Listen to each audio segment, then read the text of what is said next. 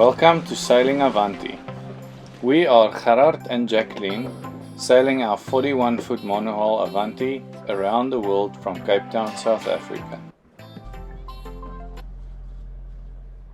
Last week we sailed from Colombia to Baldia in the southeastern side of Panama. We've just cleared in and we're in a big rush to get to a safe anchorage before night falls. With almost no wind, we had to motor. With no changing of sails, we luckily had some time for sunset fishing.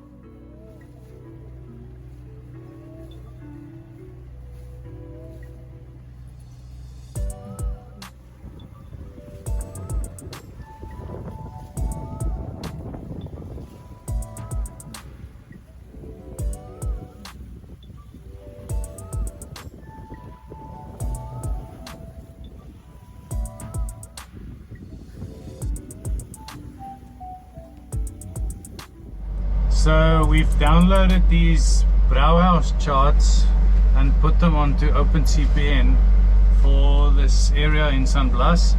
And as you can see where the red ship is now, we are at about 40 something or between 27 and 45 meters deep.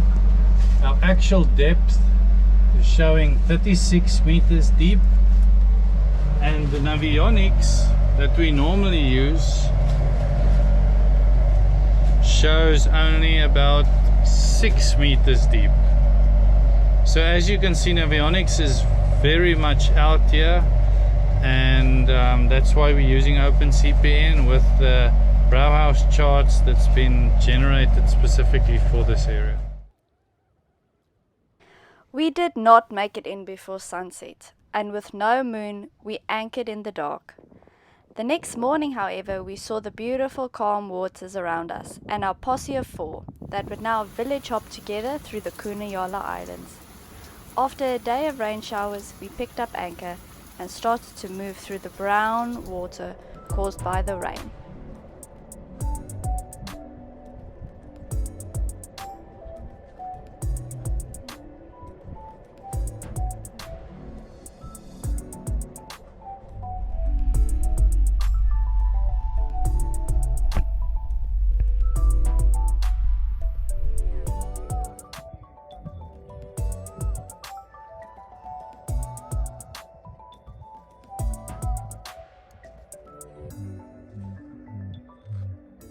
Our short 7 nautical mile journey was a lot more adventurous than we had anticipated. The heavy rain of the previous day had caused lots of mudslides, meaning lots of different watercolors as well as lots of debris in the water.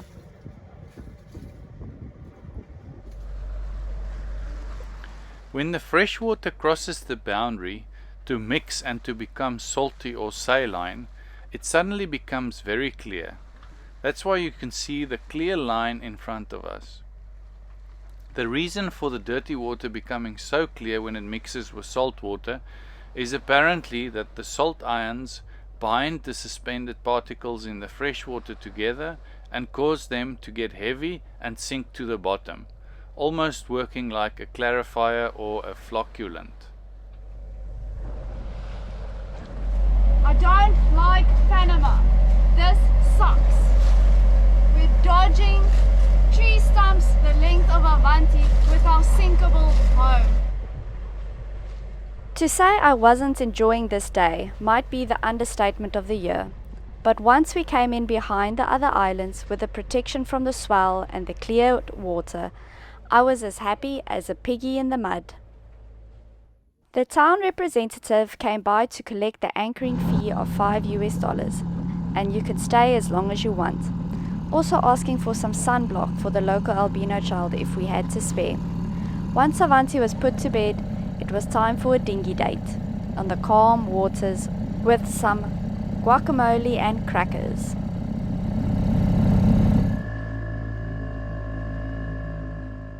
We couldn't take too long as it was time to put up our Christmas tree, and with everything being packed away since last Christmas, we realized that it was going to take almost all night. But I think it was well worth the effort. It was time to go and explore the Kuna Yala town. Kuna Yala or San Blas Islands belong to the Kuna people, and although it falls under Panama, they answer to their own laws and chiefs. No person other than Kuna can own land here or can even marry into a Kuna family. They're trying to keep their traditional way of life by living off the land and selling coconuts to ships from mainland Panama that come by. Coconuts are the main source of income for the Kuna people. They sell them to traders for $1 each, thus making it a very big problem if you take one, even if it was just lying on the beach. The fine for taking one of their coconuts can go up to $25 per coconut. There was no guide on the island, so we just had a walk around with the children showing us the shop, the school, and taking us back to our boat. Seeing how close the Kuna live to the water's edge makes you wonder how long they'll be able to keep living here. The other problem we saw was plastic. They have no way of disposing of it. The coconut traders that come by buy cans, but the plastic that sells in the shops is used once and then lays around. I had some sweets that I gave to some of the kids that came by on a dugout canoe, and they simply pulled off the wrapper and threw the plastic in the water. We had some really nice showers again this morning, lots of rain, but it did mean we had some freshwater showers, which was pretty cool. And then we went to town, and now we're packing up and ready to go to the next anchorage. We're just about ready to go, and now it looks like the rain's back on us again. You can see the rain just coming in over the water, coming across Pacific. Let's hope it's a small one and we can get to the next anchorage before the water gets too dark, or it gets too dark to navigate. On the ocean side it's clear blue skies. It's just this little inlet part between mainland and the islands that's got a bit of rain coming over. Well, we thought that we were ready to leave, but then Pacific radioed and said their engine was dead and they needed some help to see what the problem is. After going through the manuals, we realized that we need some other help. Luckily, we had an internet connection and we could start Googling. We'll Google how to hot start it. So after a little bit of Googling and actually chatting via WhatsApp to the mechanic that helped me to install Avanti's new engine, I knew there was a relatively easy way to hotwire a boat just to bypass the starter key switch, which seemed to be the problem. When you turned the key on Pacific, nothing, or the alarm came on when you put it on, but when you further turned the key to start, there was nothing and the starter didn't kick in. So I just wanted to confirm, because I haven't done it before, how to actually hotwire or do the hotwire setup. So the mechanic helped us, and then we tried that basically just by bypassing the key switch and putting a screwdriver between the positive terminal of the starter solenoid and the key switch terminal. But then that didn't work, so we were a little bit stumped, so we didn't know why that didn't work.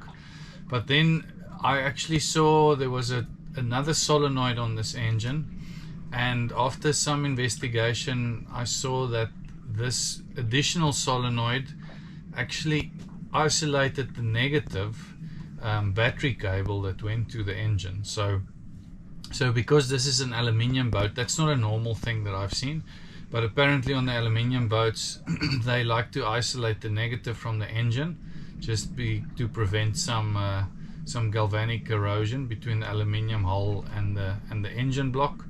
So we figured out that negative isolating solenoid also didn't work, so we also bypassed that, connected the engine basically directly to the battery earth. And when we did that, we could hotwire the engine and get it running. And what sometimes happens is, if the key switch does not work, the alternator does not charge. But in this case, the key switch still went to the on position, and when we hotwired and jump started it, the alternator still charged, which was good. So we got it running, and we decided to stay another night in the anchorage. So for now, Pacific is just going to live with the issue, just to get out of the sticks here in the southern part of San Blas, until they get to a place where there's a little bit more things available, like shops. But Ramon will be having a look at the wiring and trying to figure out where exactly the fault is. The next morning we finally left and headed to the next anchorage.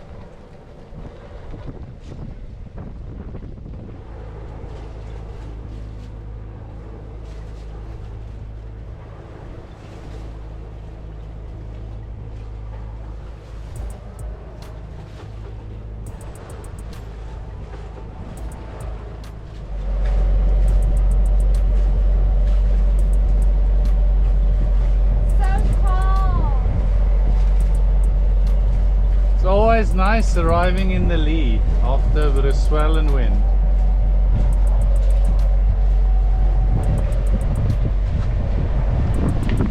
And there's 3 other boats in the anchorage, our 2 companions that left yesterday and one apparently a French boat.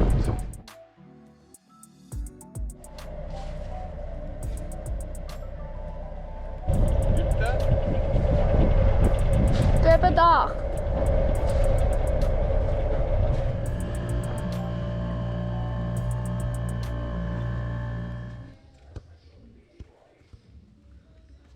When arriving in the town, we were told we had to meet the chief to get permission to walk around the town first. After a photo and a very long translation between the local guide and the chief, we got our short yes. The guide then went on to show us his home, where he had a little pig that had to stay up in the air. The reason they put them this high up is to keep them safe from the saltwater crocodiles. Next, he showed us what their homes look like.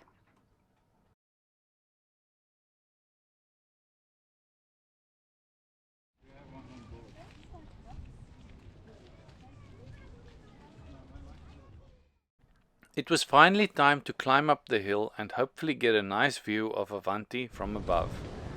On the way up, the guide showed us their almost new freshwater reservoir and water purification system. These islands are not connected to mainland for any services, so they catch fresh water and purify it. And 2 years ago, the Panama government gave each village solar panels and small batteries for light at night, but the batteries won't last forever. And we wonder what will happen to the batteries then, since dealing with trash is a big problem as is. As you can see, we are a lot taller than the Kuna people. Gerard looked like a giant. They are the second shortest people on earth, yet almost every island we visited had a basketball court.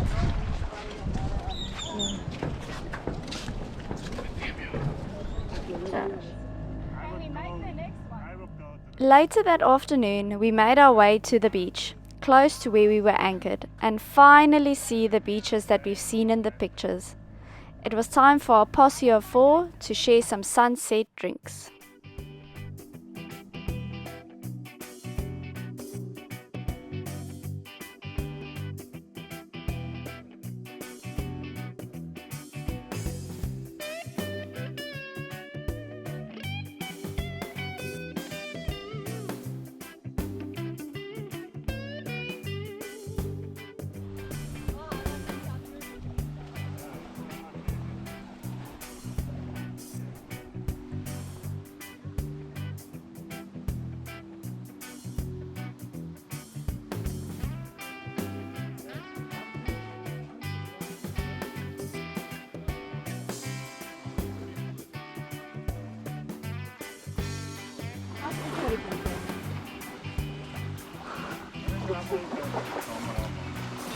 Like this? Yes.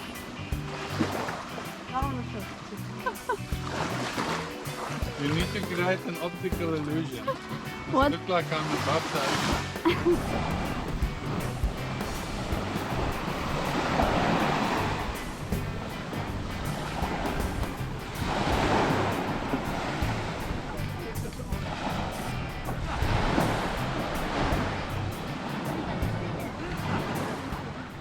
Thank you for joining us this week. Next week the winds turn and we're off on an unofficial race. And we catch a fish or two between the islands. If you enjoyed this video, please give us a like or a comment and subscribe to see the next one. A special thank you for our Patreons for supporting us weekly. You can find the link to join them in the description below.